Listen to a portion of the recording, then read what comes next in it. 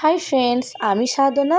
আমার নতুন চ্যানেলে আপনাদের সবাইকে স্বাগতম আর আমার অনেক অনেক ভালোবাসা। আমি এর আগের বারে একবার মানে একটা ভিডিও ছেড়েছিলাম যে আমরা ভাইফোঁটার সময় ননদের বাড়ি গিয়েছিলাম, ওখান থেকে দেউরি মন্দির গিয়েছিলাম। তো দেউরি মন্দির থেকে আমরা বাড়ি যাইনি, সেখান থেকে আমাদেরকে নন্দায় আবার মানে ওই ঝাড়খণ্ডের কাছেই চান্ডিল ড্যাম বলে একটা জায়গা আছে, সেখানে নিয়ে গিয়েছিল ঘুরতে। তারপরে অযোধ্যা পাহাড় নিয়ে গেছিলো। তো আজকে তোমাদের সাথে আমি চান্ডিল ড্যামটা শেয়ার করব। চলো, আমরা এখন চান্ডিল ড্যাম চলে এসেছি। দেখলেই গাড়ির মধ্যে ছিলাম আমরা সবাই, আর আমরা পৌঁছে গেছি। এই যে গাড়িটাকে দাঁড় করালো। এবার আমরা সবাই নিচের দিকে যাচ্ছি। নিচে যেতে যেতে সবাই এখানে একটু দাঁড়িয়ে গেল। সবাই মানে দেখো, এটা হচ্ছে ভাগনা, ননদের ছেলে, আর এটা হচ্ছে আমার ননদ, আর আমার ছেলে পিছন ঘুরে দাঁড়িয়ে আছে। আর এই যে আমার শাশুড়ি মা, ওনাকে বললাম হাত দেখাতে, তো উনিও হাই বলল। আমার ভালো লাগলো, খুশি হলাম। আর এই যে আমার ভাগনা আমাদেরকে টাটা বলে চলে গেল। ছেলেকে বললাম বাই বলতে, ছেলেও হাত দেখিয়ে চলে গেল। দেখো, দৌড় দিল। আর ওর বাবা আর আমার নন্দায় আর আমার মেয়ে আগে আছে, আমরা পিছনে। দেখো, দেখা যাচ্ছে অনেকটা এগিয়ে গেছে ওরা, আর আমরা পিছনেই আছি।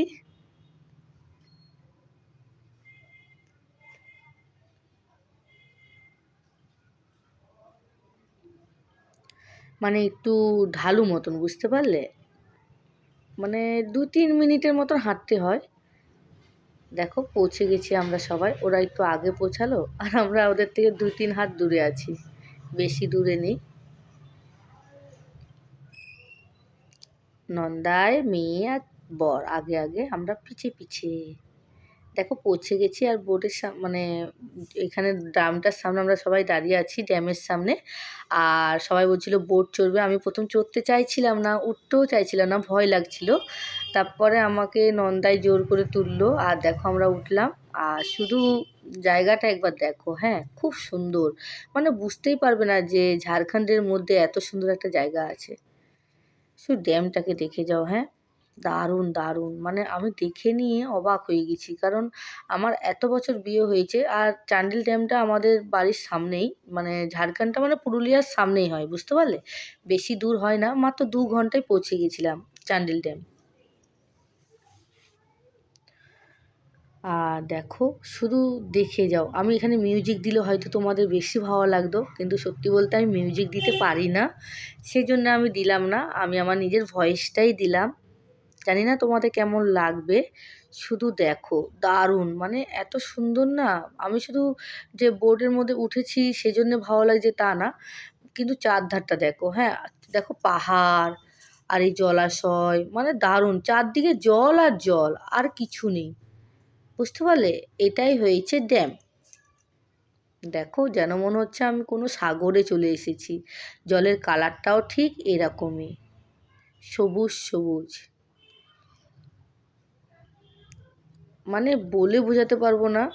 আর হ্যাঁ, আমার এখানে আমি ননদ, নন্দার বর, ছেলে আছি। আর একটা বোটে ওখানে আমাদের ভাগনা, আমার শাশুড়ি আর আমার মেয়ে আছে। একটা বোটের মধ্যে হয়নি সবাই, সেই জন্যে ভাগ ভাগ করে উঠেছি।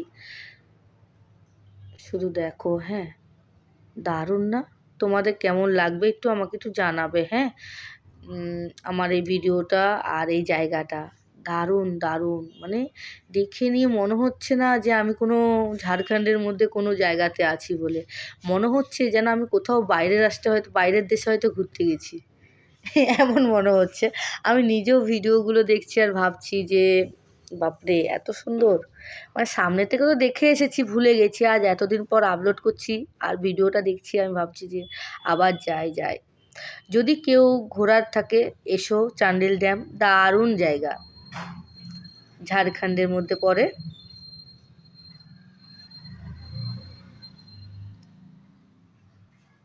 খুব সুন্দর, শুধু জলাশয়, চারধারে জলাশয়, আর যেগুলো দেখছো না সাইডে, ওগুলো পাহাড়। এই যে আমার নন্দায়, আর এই যে আমার ননদকে আমি হাত দেখাতে বললাম, তো ওরা দেখালো। দেখো আমি পিছনেই বসেছি। এই দেখো আমি আমি তো ভিডিও করতেই ব্যস্ত, বুঝতে পারলে? আস্তে আস্তে চলে এলাম কিনারে। এবার আমরা নেমে যাব। কি বলো তো, যখন আসছিলাম না, এই সামনে যখন এই দাঁড় করাচ্ছিল না, তখন যেন মনে হচ্ছিল বোটটা উল্টে যাবে। কারণ আমরা সবাই মোটাই ছিলাম, বুঝতে পারলে? বোটের মধ্যে যত লোক উঠেছি আমরা, সব কটাই মোটা লোক। আর ওঠার টাইমে ওই লোকটা বলেছিল মোটা লোক এই বোটে আর পাতলা লোক ওই বোটে। এটা হয়েছে আসল মজার কথা। দেখো আমরা চলে এলাম কিনারে। আর মানে কিনারে এসে এই সাইডে না অনেক গাছ, মানে শাল বাগানে ভর্তি, বুঝতে পারলে? তো দেখো সবাই আমার আগে আগে চলেও এসেছে, ওরা ফটো তুলতেও ব্যস্ত হয়ে গেছে। আর আমি ছেলের পিছে পিছে একটু দৌড়াচ্ছিলাম, ছেলে বদমাইশি করছিল। তারপর এখন ভিডিও করতে করতে আমিও দেখো ওদের কাছেই চলে এসেছি। আর আমি ভিডিও করতেই ব্যস্ত, সত্যি বলতে এটাই। দেখো বর, শাশুড়ি, ননদ ওরা ফটো তুলছে, আর আমি ঠিক ওই টাইমে ভিডিও বানিয়ে নিয়েছি। আর সত্যি বলতে আমার নন্দাই আমাকে সাপোর্ট করেছে, সেই কারণে আমি এখানে ভিডিও বানাতে পেরেছি। বর তো আমাকে ভিডিও বানাতে দিচ্ছিল না, নন্দাই সাপোর্ট করেছে বলেই আমি ভিডিও বানাতে পেরেছি। বলছে ভিডিও বানাচ্ছে, আর তো কিছু করছে না, বানাতে দাও। আর এই যে ভাগনা, মেয়ে, আমার শাশুড়িও আমার ছেলের পিছনে দৌড়াচ্ছে। আমার ছেলেটা মানে একটু দুষ্টু, বুঝতে পারলে? মানে এক জায়গায় দাঁড়িয়ে থাকার মানুষ নয়। আবার এখানে এত গাছপালা দেখেছে, সেই গাছপালা দেখে ও আরও বেশি দৌড়াচ্ছে। এই যে আমি শুধু নিজেকে দেখাচ্ছি আর ভিডিও করতেই ব্যস্ত।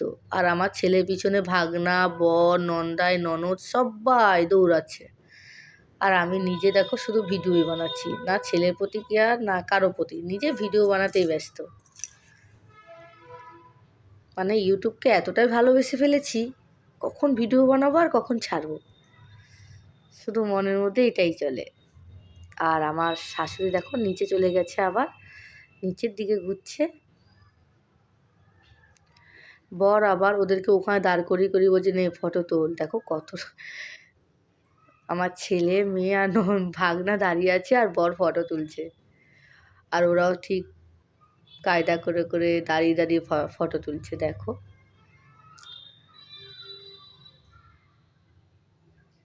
এই দেখো, আর শুধু শাল বাগানটা দেখো। মানে এখানে যখন উঠি না, এত গরমের মধ্যে, মানে এত ঠান্ডার, মানে ঠান্ডাও বলছি, গরম লাগছিল জানো তো।